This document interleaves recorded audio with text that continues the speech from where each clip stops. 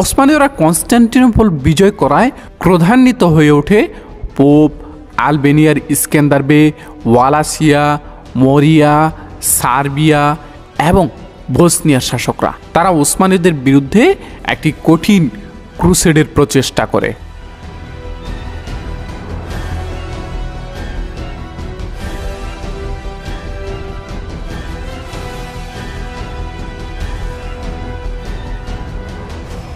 যদিও তারা জোট গঠনের চেষ্টা করে, কিন্তু তারা এতে ব্যর্থ হয়।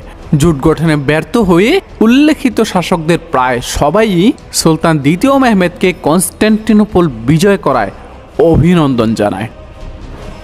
সার্বিয়ার শাসক দুরাদ ব্রাঙ্কোভিচ ওসমানীয়দের সাথে শান্তি চুক্তির লক্ষ্যে এদির্নে একজন দূত পাঠান, কিন্তু সুলতান ফাতিহ মেহমেদ এই প্রস্তাবকে প্রত্যাখ্যান করেন এবং সার্বিয়ার ভূমি জয়ের পরিকল্পনা করেন।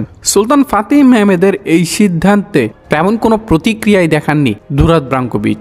উল্টো ওসমানীয় ভূমিতে আক্রমণ করে সার্বিয়ার শাসক দুরাদ ব্রাঙ্কোভিচ এবং ওসমানীয়দের আক্রমণ থেকে বাঁচতে হাঙ্গেরিয়া এবং ওয়ালাসিয়ার সাথে গোপনে ওসমানীয়দের বিরুদ্ধে মৈত্রী স্থাপনের চেষ্টা করেন। এ সময় সার্বিয়ার শাসক দুরাদ ব্রাঙ্কোভিচ ওসমানীয় ভূমিতে প্রবেশ করে বেশ কিছু অঞ্চলে ধ্বংসযজ্ঞ চালায়। ওসমানীয় ভূমিতে আক্রমণের এই কথা শুনে সুলতান দ্বিতীয় মেহমেদ আশ্চর্য বনে যান। তিনি তৎক্ষণাৎ 20,000 সৈন্যের বিশাল এক বাহিনী নিয়ে সার্বিয়ার উদ্দেশ্যে রওনা দেন।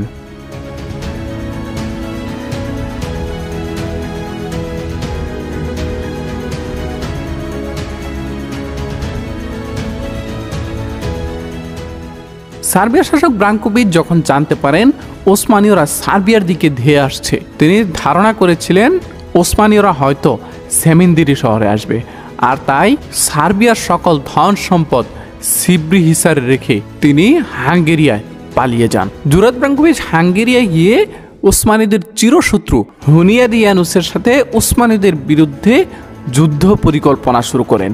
এদিকে সুলতান দ্বিতীয় মেহমেদ তার সেনাদেরকে দুইটি ভাগে ভাগ করেন। এক দলকে পাঠানো হয় সিব্রিহিসারে, আরেক দলকে সেমিন্দিরি শহরে। ওসমানীরা সিব্রিহিসার জয় করতে পারলেও সেমিন্দিরি শহরে প্রবল প্রতিরোধের মুখোমুখি হন। এ সময় ফাতিহ সুলতান মেহমেদ একটি আকস্মিক সিদ্ধান্ত নেন। তিনি হঠাৎই এদির্নে ফিরে আসেন, সার্বিয়ার অভিযান ছেড়ে দেন ফিরুজবের হাতে। সুলতান ফাতিহ মেহমেদের লক্ষ্য ছিল এদির্নে এসে একটি বড় বাহিনী প্রস্তুত করা এবং তা নিয়ে পুনরায় সার্বিয়ায় যাওয়া।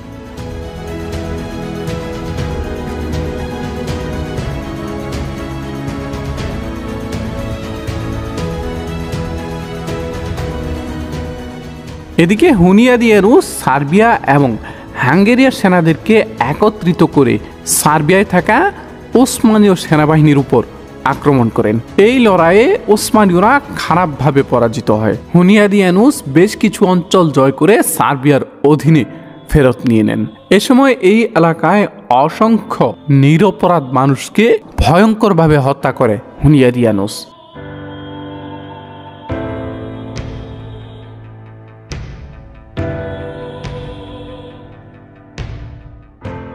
ইয়ানুসের এই কর্মকাণ্ডের খবর জানতে পেরে সুলতান ফাতিহ মেহমেদ আকিনজিদেরকে নির্দেশ দেন হাঙ্গেরিয়ায় অভিযান চালানোর। পাশাপাশি সুলতান দ্বিতীয় মেহমেদ নিজেও সার্বিয়ার উদ্দেশ্যে রওনা দেন। সার্বিয়ার শাসক খুব ভালোভাবেই জানতেন ফাতিহ সুলতান মেহমেদ মুখ বুঝে সহ্য করার মানুষ না, তিনি অবশ্যই এর প্রতিক্রিয়া দেখাবেন। আর তাই দুরাদ ব্রাঙ্কোভিচ আবারও সুলতান ফাতিহ মেহমেদকে শান্তি চুক্তির প্রস্তাব দেন, কিন্তু সুলতান মেহমেদ এতে কর্ণপাত করেননি। তিনি প্রায় 50,000 থেকে 1,00,000 সৈন্যের বিশাল এক বাহিনী নিয়ে সার্বিয়ার দিকে অগ্রসর হতে থাকেন।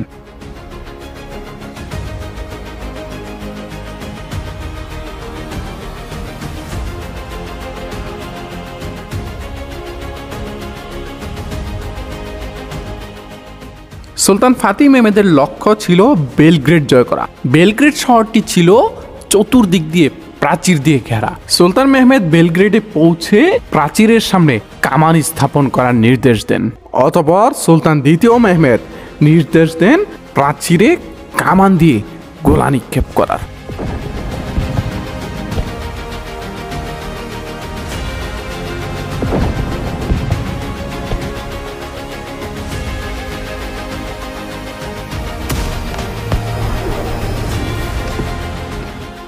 অবরোধ চলাকালীন সময় সুলতান ফাতিহ মেহমেদের কাছে গোয়েন্দা তথ্য আসে সার্বিয়ার শাসক দুরাদ ব্রাঙ্কোভিচ পালিয়ে হাঙ্গেরিয়ায় চলে গেছে এবং হাঙ্গেরিয়ার সাথে গোপনে ওসমানীদের বিরুদ্ধে একটি চুক্তিও করেছে।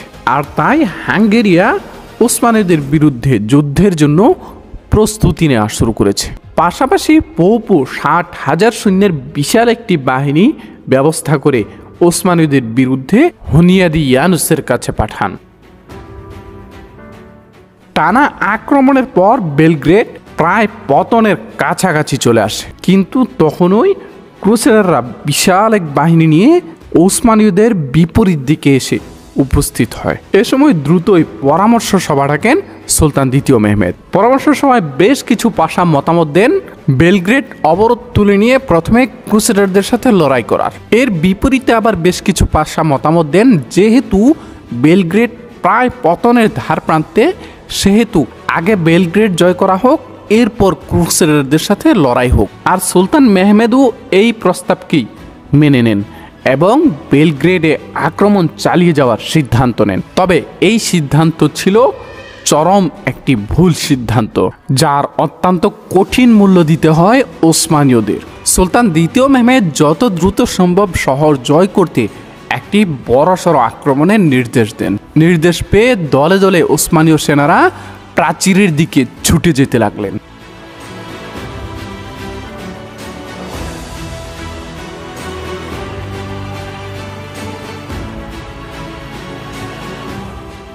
ওসমানীদের টানা গোলাবর্ষণের ফলে বেলগ্রেডের প্রাচীরে বেশ কিছু ফাটল সৃষ্টি হয়, আর সেই ফাটল দিয়ে অল্প কয়েকজন ওসমানীয় সেনা শহরে প্রবেশ করতে সক্ষম হন।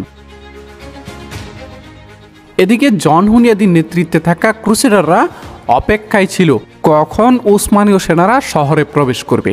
যখনই দেখলেন ওসমানীদের বেশ কিছু সেনা শহরে প্রবেশ করতে সক্ষম হয়েছে, তখনই হুনিয়াদিয়ানুস প্রায় 30,000 সৈন্যের বিশাল এক বাহিনী শহরের পিছন দিক দিয়ে আক্রমণের নির্দেশ দেন। অতঃপর শহরের ভিতরেই মুখোমুখি হয় ওসমানীয় বনাম ক্রুসেডার বাহিনী।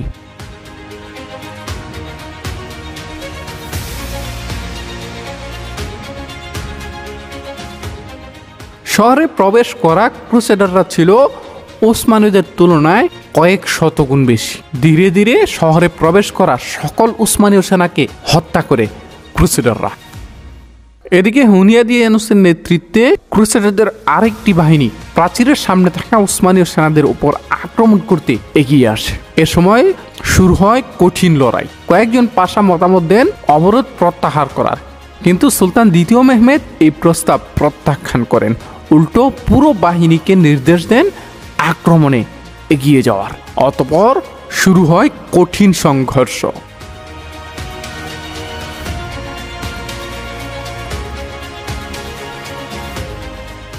লড়াই চলাকালীন সময় হুনিয়াদিয়ানুস এবার আরেকটি বাহিনীকে নির্দেশ দেন সুলতান দ্বিতীয় মেহমেদের সাথে থাকা জেনেসারিদের উপর আক্রমণ করার। ক্রুসেডারদের আচমকা আক্রমণে বিশৃঙ্খল হয়ে পড়ে জেনেসারিরা।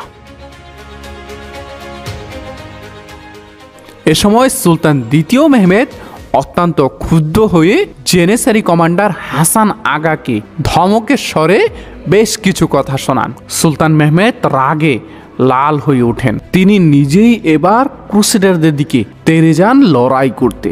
সুলতান মেহমেদের সাহসিকতা দেখে অন্যান্য পাশা ও বেরাও লড়াইয়ের জন্য এগিয়ে যান। পাশাপাশি পিছু হটা জেনেসারিরাও পুনরায় লড়াই করতে এগিয়ে আসে।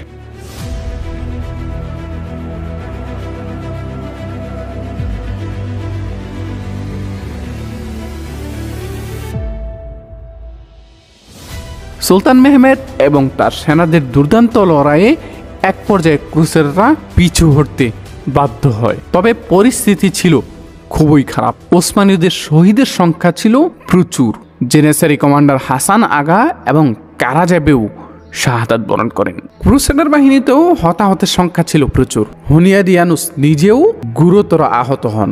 এ অবস্থায় সুলতান দ্বিতীয় মেহমেদ বেলগ্রেড অবরোধ প্রত্যাহার করতে বাধ্য হন। ওসমানীয়রা বেলগ্রেড ছেড়ে ফিরে আসে।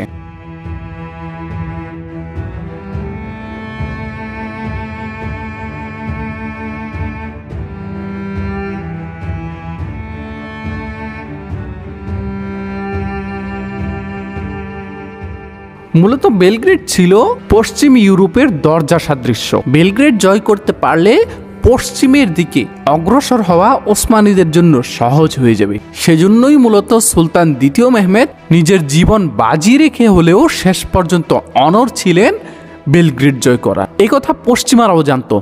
যদিও ওসমানীয়রা বেলগ্রেড জয় করে ফেলে, তবে দ্রুতই তারা পশ্চিমের দিকে অগ্রসর হবে। আর তাই বেলগ্রেডে ওসমানীয়দের বিরুদ্ধে সার্বিয়াকে সমর্থন করে পশ্চিমারা।